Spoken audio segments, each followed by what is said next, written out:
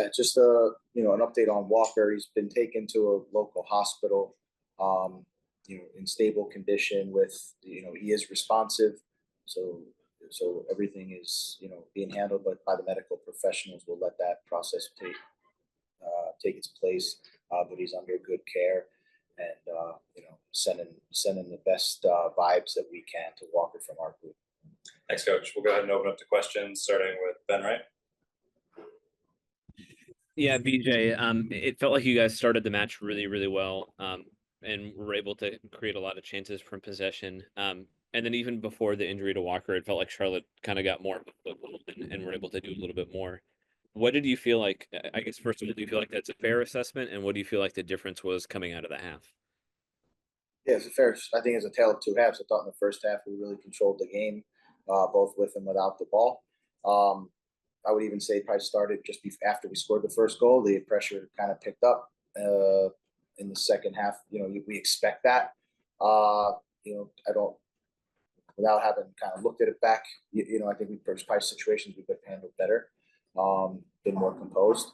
And the first goal is a difficult one to concede. The second one is something that we should not concede.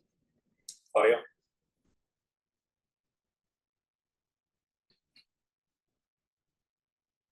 Go ahead, Claudio. BJ, I know it's frustrating, like anytime you guys lose a game, but it seems to me that in the last couple of games, obviously Cincinnati and this one, for so much of the game, you guys were the best team out there. What's really missing in terms of actually making sure that the great effort you guys do, being the best for such a long time in the games, turns out as a victory? Yeah, I think we have to continue to be ourselves, and start to learn how to win by playing our way. And we've done that. It's not, so for us, it's just about continuing to evaluate, how we concede and how we can create a couple better chances. I thought even in the second half, we had a couple chances there.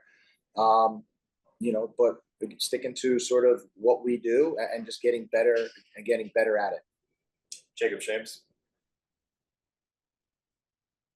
Yeah. BJ, I guess, what did you feel was working right in attack in the first half, especially?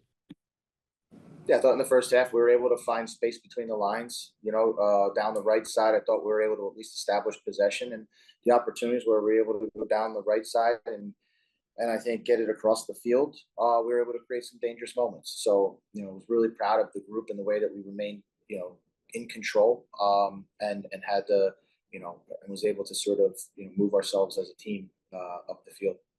John Glennon. Hey, BJ, I guess a combination question.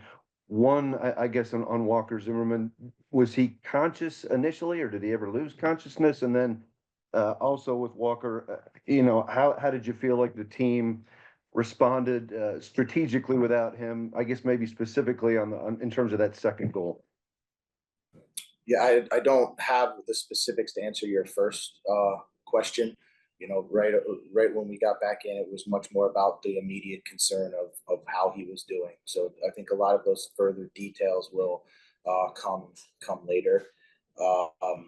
And then with the, I think, listen, it's been overall, we're not going to make any excuses as a group, but it's been a strange week, I'll say, for us. I thought the group overall handled things really well, and then with the final piece kind of being the moment where Walker goes down. We have a next man up mentality, and I'm proud of the group of the way that they responded. And there's some areas that we'll learn from. Charlie. Hey, Coach, I just wanted to ask you about Andy Nahar's performance. I was really admiring how well he was dealing with Zaha, but it's just that one moment. It seems like that makes it a much harder day for him and for everyone. Yeah, I thought Andy was great. I thought it's a tough matchup. Zaha's a great player. And I thought the combination of him and Ahmed were able to, for long periods of time, sort of neutralize his ability. We're not going to define players here by one play. And I thought he made great contributions without the ball, having good moments against Zaha, and in the first half with the ball. He was a key contributor in our ability to break their pressure and move the ball up. So again, a good performance, good performance by Andy. We'll go to Valera with final question. Yeah, BJ, in the first half, it seemed like you guys had a lot more control. And then the second half, even before the injury, maybe it didn't pan out the way the first half went. I was just curious from your point of view, what changed there? Was it something Charlotte did, or was it something you guys did differently? Yeah, I mean, I think it's a combination. I don't think we did anything differently. I think, they obviously extended their pressure further up the field, made it a bit more difficult to sort of find some of the spaces and passing lanes inside the middle of the field, credit to Charlotte. But at the same time, I think, this will give us a good opportunity to learn on how we can handle those moments away from home and under pressure, but still be able to link passes going forward and try to, get behind teams and create goal scoring chances. Thanks, BJ. Thanks, guys. We'll be back shortly. Dan, how much did the game change for you guys in terms of what how good you were playing in the first half and the built-up pressure they brought in? I'm talking about Charlotte as soon as they came into the second half. Yeah, obviously, I think as most games are, a tale of two halves. I think this one was pretty easy to tell. They made some adjustments, and we didn't necessarily have the best start to the second half, but I think there were some openings and some opportunities for us to, I think, do a little bit better a job of keeping our foothold in the flow of the game. I think we could have improved on that a little bit maybe, but other than that, it was a very stop-start second half for a lot of different reasons. But we knew they were gonna press, and it wasn't anything that we weren't really expecting, to be honest. Jacob James. Yeah.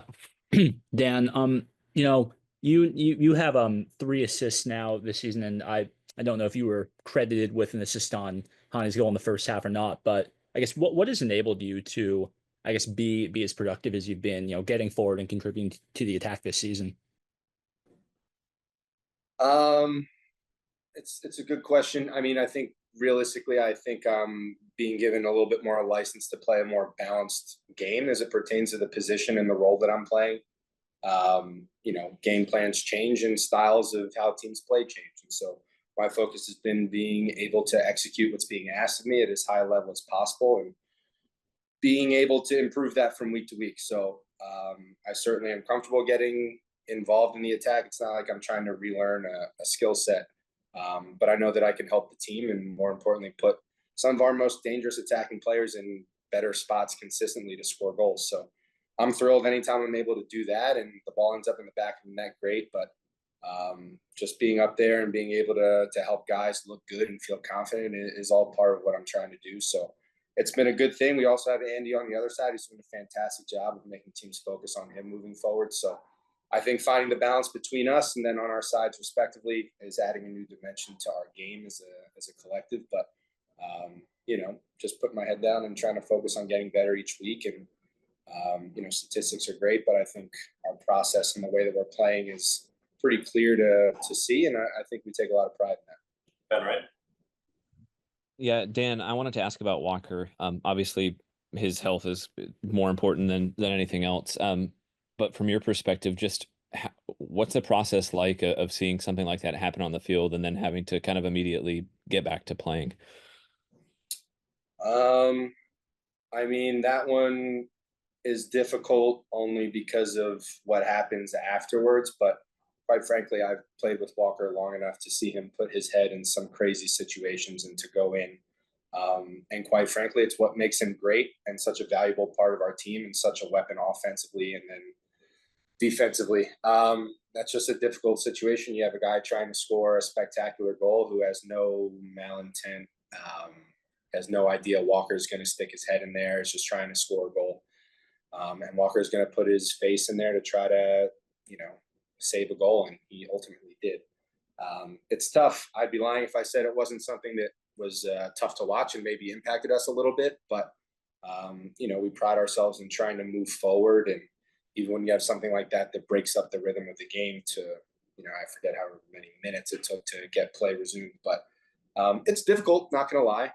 Could we have done a better job at, focusing in on what we knew was going to be a remaining 10 minutes and then the added time, which was about 10 or 12 minutes, for sure. I think we could have done a better job regulating our emotions. But quite frankly, it was a unique situation, and I think something that no one ever wants to see happen. And, our thoughts, after the game, obviously we're upset that we lost, but, more importantly, making sure Walker's all right. But he's a tough guy. We're going to move forward, get him incorporated as quickly as possible when he feels good enough, safe enough. I'm looking forward to connecting with him, but know that he's in good hands right now.